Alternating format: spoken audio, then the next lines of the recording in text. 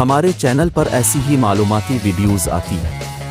ऐसी वीडियोज़ मज़ीद देखने के लिए हमारे चैनल को सब्सक्राइब लाजमी करें और घंटी का निशान दबाना को ना भूलें।